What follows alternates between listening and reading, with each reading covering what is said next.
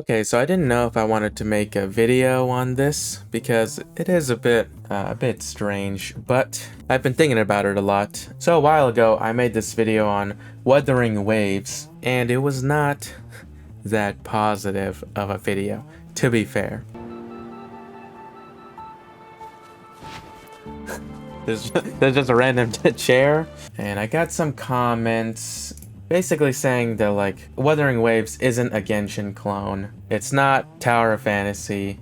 It's coming from Kuro Games, which I'll talk about those comments later. But what I really want to talk about is this post here on r/gotcha gaming. I don't know why Reddit has this new layout. This is terrible. Anyways, basically they were talking about things that they learned from the Chinese closed beta test, because the closed beta test is happening in China already. It's gonna happen in other countries in a few days from now, but it's happening right now for Chinese players. And so some things were revealed. The first thing is the gacha system, which to be honest, I don't really care about. Apparently, Punishing Grey Raven had a similar gacha system to Honkai Impact, and then they changed it later, so maybe they'll change this later.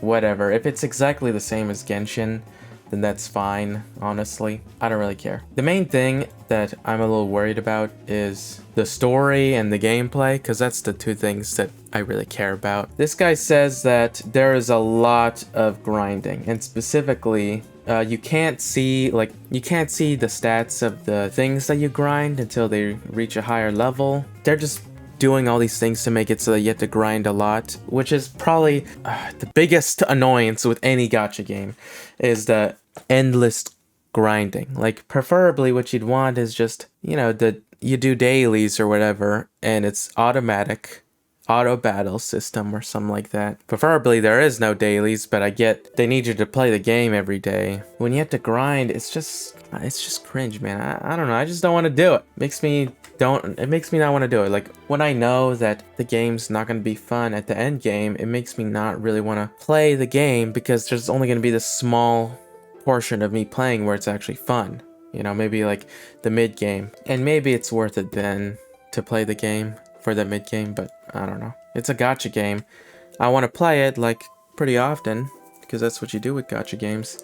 If it's a bunch of grinding, I'm gonna quit, just like how I quit Genshin. I'm gonna quit. Other thing is a lot of voice acting is missing and is not well done and is badly voice acted, which is a really bad sign, because this is it's the Chinese voice acting. If they are kind of putting in half the effort with the Chinese version of the voice acting, what's the English version of the voice acting gonna be like? It's gonna be bad.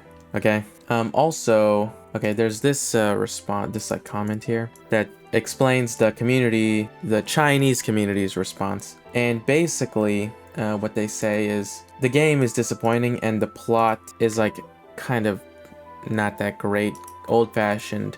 People say it's too fast-paced. And it's like, if the Chinese players are saying it's bad, then it's bad, okay? I don't know what games Chinese players play, but like, if Genshin is anything to say, then the story quality standard is very low in China. Maybe things will be better on release. I mean, it has to be better on release, right? It's just the game's not showing a bunch of like good signs right now. Kind of a lot of technical issues. Gameplay is really grindy. Story isn't that good. Sure, things could be fixed, but it's like they have to improve. The way live service games improve over time, it's not indicative. It's like, sure, maybe like the story sucks now, but then in a year from now, when a later patch comes out, the story will be better. But the bad story is still gonna be at the front, right? And ultimately, so I looked at more of the gameplay, and the gameplay just looks flashy, but it doesn't look that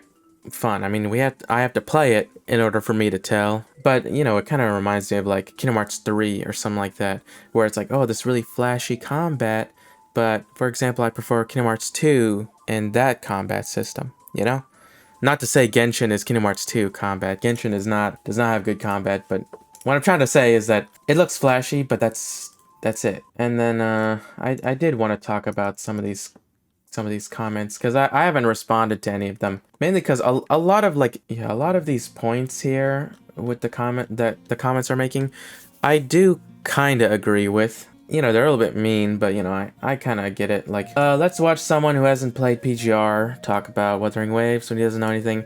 I mean, I don't know anything about PGR, but I know someone who has played Punishing Grey Raven, and they say that the combat is better in Punishing Grey Raven, or at least it seems better. They've played Punishing Grey Raven. From what they see in Wuthering Waves, it doesn't look as good. To be honest, the music in Punishing Grey Raven is better, at least from what we've seen. People are saying, like, stop calling it Genshin Killer. Bro, look at it. If you're trying to tell me that Wuthering Waves is not a Genshin clone, come on, just look at it. It's a Genshin clone, just through and through, in a similar way to how Tower of Fantasy was a Genshin clone, in a similar way to how Genshin takes a lot of inspiration from Breath of the Wild, in a similar way to how Honkai Star Rail is basically just a Trails of series clone. You know, every game's a clone, but it's just Wuthering Waves is so overt with it. All the ways that it's different and trying to innovate, it doesn't seem like it's that promising, you know? I will say, this comment's kind of funny. They say, yes, let's watch a video from a Chinese MiHoYo White Knight. First of all, isn't Kuro Games the people who make Punishing Grey Raven? Aren't they Chinese? Second of all, I'm not even Chinese. I'm Korean. Okay, whatever, man. This one, so it says, it just seems like you're simping too hard for a game that copied most of its mechanics from Breath of the Wild and Monster Hunter and all that. Dude, I don't even like Genshin. I'm just gonna be honest with you. But I think Genshin does a lot of things right, and it pushed the bar in a lot of ways that other games, like Wuthering Waves, are trying to catch up on. And so that's sort of the bar that's set, you know? And then this part does not age that well. At least Kuro Games, the devs of Wuthering Waves, know how to do hard, fast-paced combat. Okay, maybe that's true. Endgame content doesn't seem true. Good story that doesn't confuse players or doesn't make any sense. That doesn't seem true. I mean, maybe it doesn't confuse players, but I've heard it's not good. It's sort of like too fast-paced, and it does like classic gacha game, like trying to be better than it is tropes, where it's like, oh, this like dark story and like, you know, oh, blah blah blah blah, but it's too fast-paced and doesn't set things up properly. And really friendly rewards and gacha rates. I don't know, maybe that's true. I don't know. But it's like, I don't care about rewards and gacha rates. I care about the story and the gameplay, I guess. Is hard, fast-paced combat even good for a gacha game? Like, you're gonna be playing it every day. I can't imagine playing, like, Nier Automata every day for, like, a month or something like that. Or 2 months or a year or something like that. I don't know. Personally, I don't see it, but maybe others would enjoy it. Anyways, yeah, sorry about talking about mean YouTube comments. I know, not a very good use of mental power, but I figured I wanted to respond to some of these because I haven't responded to any of them. But yeah, generally, I guess I kind of agree. The game is not a Genshin killer. The game is a Genshin clone, though, that's for sure. There are things that it tries to do different. We'll see how good it is, but it's like, I really don't have much trust in them. They've only done Punishing Grey Raven, from what I know. I don't know what other games they've made in the past. Their only other track record is Punishing Grey Raven, which, as it turns out, had a kind of a rocky beginning and then sort of managed to course correct. Will they be able to course correct again? I don't know. You would think that they wouldn't need to course correct at all after they learned their lesson from Punishing Grey Raven, but I guess we'll see. I don't know what to make of Wuthering Waves. I signed up for the closed beta test, but I don't think I'm gonna get in. And to be honest, I don't care that much. Sorry, this is kind of a more of a serious video, I just realized. There's no fun bits.